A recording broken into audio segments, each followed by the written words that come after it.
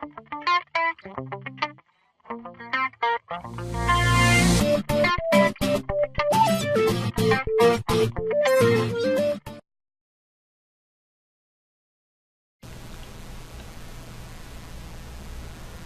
we're in the small blind and we're dealt ace-king. The player under the gun min bets 20 cents or 2 big blinds, so we'll definitely want to come in for a 3-bet in this spot. We don't have much hands or information on this player, but ace-king's at the top of our range, so we definitely need to be 3-betting here. So he calls, the flop comes 4-jack-5, 2 hearts. Now, the hands that he could possibly be betting here, or calling us with, are hands like king-queen, ace-queen, ace-king, pocket pairs, 7s, 8s, 9s, hands like that. So a lot of those hands will end up folding if we bet, and some of the hands that call us we're actually ahead of, like king-queen and ace-queen. So I think c-betting here is definitely our best option. So we'll go ahead and see what happens. I believe I c-bet. I hope I do. And we do. We bet $1. And he goes ahead and folds the hand.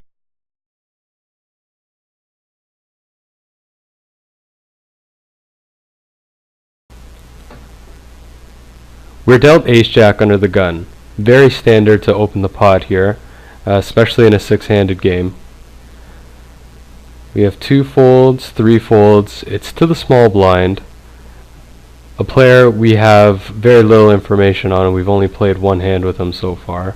And he comes in for a 3-bet. Now, because we've represented so much strength by opening under the gun, and he has still come over the top of us and 3-bet from the small blind with 2 players left behind him, this hand that he's representing has ace-jack crushed. So I think we definitely have to fold in this spot.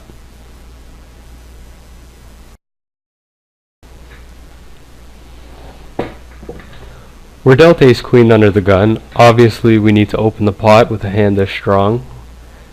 It's also important to note that this is a 5-handed game with 1 player sitting out.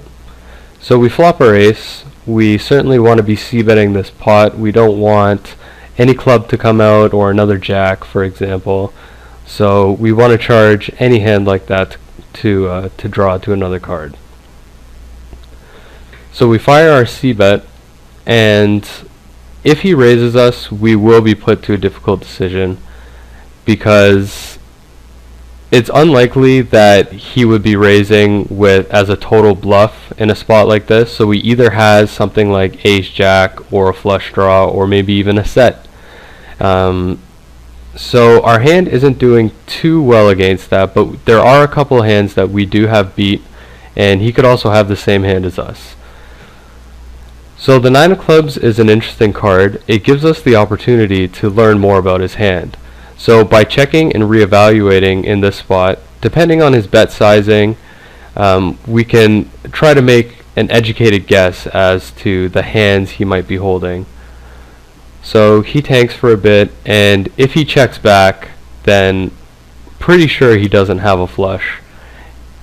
So he bets kind of a weird amount, where it looks like if I come over the top and check raise all in, he might still fold, but I don't really want to do that because I'm not holding a club. I don't really have a backup plan if he does call. It's just going to be my hand versus his, and I think there's a good chance that he actually has my hand beat here. So I don't really want to just go all in. I think the best decision in this spot is to call. And when we call, our plan is to make certain moves depending on what the river looks like. So if the river is a queen, we're going to go all in for value. If the river is a king, we're going to go all in as a bluff. If the river is any blank card, like the 2 of spades or the 3 of hearts, we're going to check with the intention of folding to another bet. And finally, if the river is a club, we are definitely going to go all in as a bluff and hope to take down the pot right there. Now the reason why I don't believe he already has a flush is because of his bet sizing. It's telling me he's not terribly committed to this pot, And if he was holding a nice club, he would probably just check back here and try to hit it. So for those reasons, I don't believe he's actually holding a club, and I think the bluff will be profitable. And there it is, the King of Clubs. So the perfect card for us. Well, obviously the Queen would have probably been a little bit better, but the King of Clubs is just as good. We can now even get if he already had a flush, we can get him to fold, but we can get tons of better hands than Ace Queen to fold in this spot. So we definitely like it, and sticking to our plan, we're going to go all in.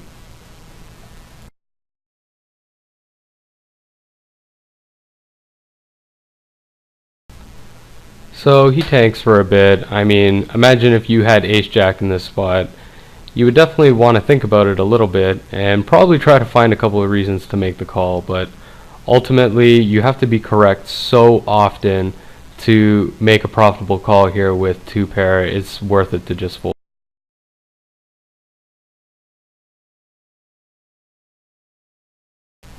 We have 5-7 suited on the button. I'll tell you in advance, this is not going to be a very big hand, but it's a very profitable play that I have in my playbook, and encourage all of you to use the same one. So we have a tight player who's raised under the gun, so their hand range is a little bit more defined.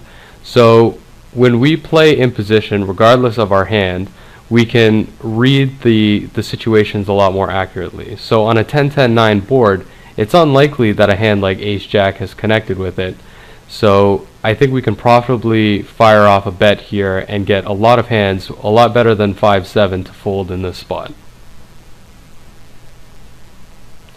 And he does in fact fold the hand.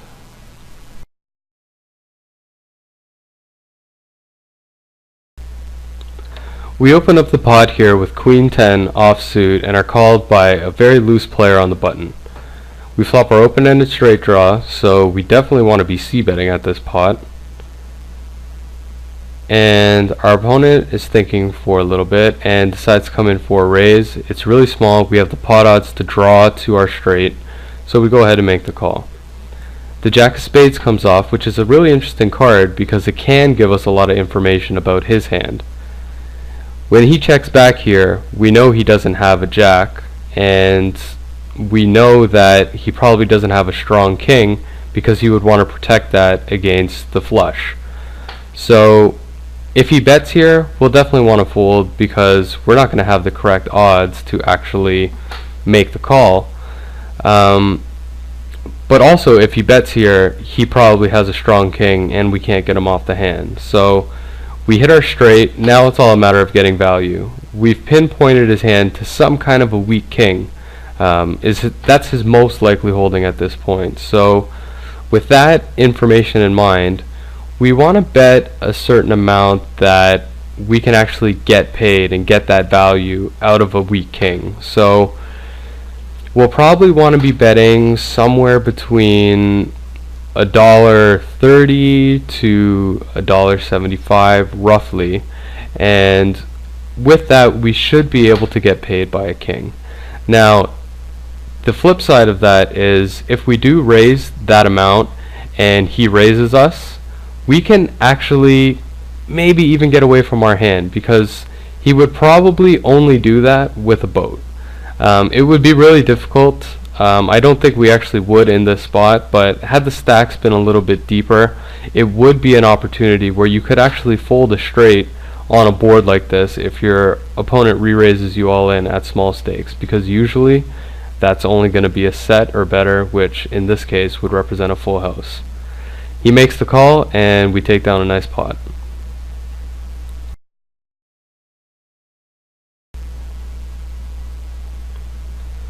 So we're dealt pocket queens here with a poster behind us, so we raise to 4 times the big blind here to try to get a little bit more people to fold.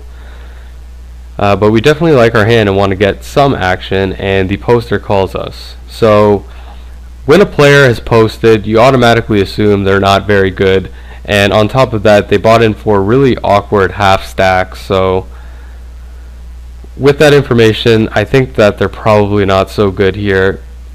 Now she calls our c-bet, and that doesn't necessarily mean a king. It could mean a flush, it could mean a king, but again, because this player is kind of bad, I'm not giving their credit for either one of those, and I think I can get paid by a jack or one heart, so I decide to go all in here, and the player ends up folding, so queens are good.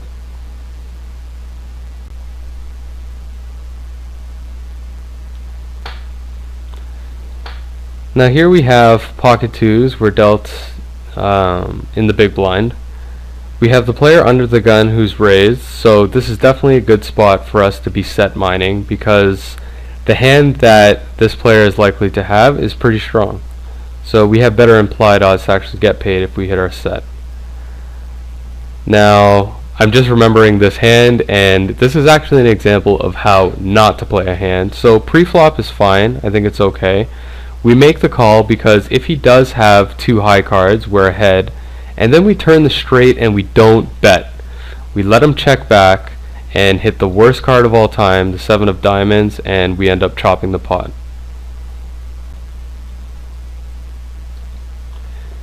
Here we have ace queen, and we've 3-bet the pre-flop raisers open. We flop our ace, which is good, but it's a pretty dangerous board with 3 spades. And we decide to check so that we can try to get our money in better on the turn when there's not so many flush possibilities, but then he turns around and fires a really big bet, which is kind of curious. So we're trying to just check back if we don't hit a flush, but when that spade comes off, we have to turn our hand into a bluff, I believe, because now we can get a couple of hands to fold that are better than ours, like ace king or ace 10 or some kind of a small flush, and at the same time we can get hands that are worse than ours to call, like maybe ace jack with no spade if he's really desperate, for example. So I really like betting here primarily as a bluff, and we take down the pot.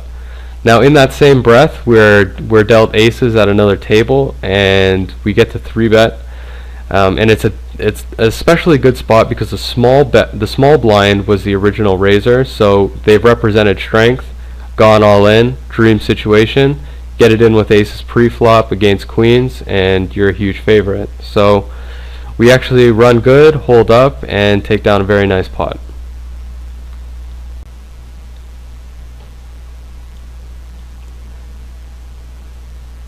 Here we have 6-5 offsuit. Everyone's folded to us. It's a relatively loose open, but I definitely like to be playing a lot in position, so we open our 6-5 and get one caller by kind of a noob player. So he bets into us, and what I do here is what I like to call a semi-float, which means I actually have a draw, but I'm not really drawing towards it. I'm more floating so that if we get a card like a king, for example, I can represent it and get a hand that had maybe a 7, like an ace 7 or something like that, to fold, and just put a lot of pressure on a pair that's smaller than a king.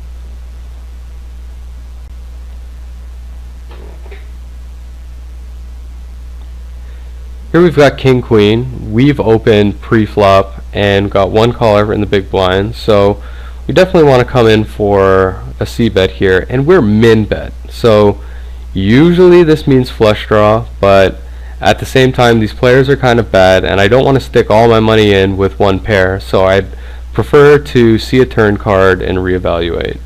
The king comes off, which is really good for us, but could also be bad if he's holding something like jack 10. The river 9 is also scary, so there's actually not many hands we beat here, so we definitely want to check back and hope our hand is good.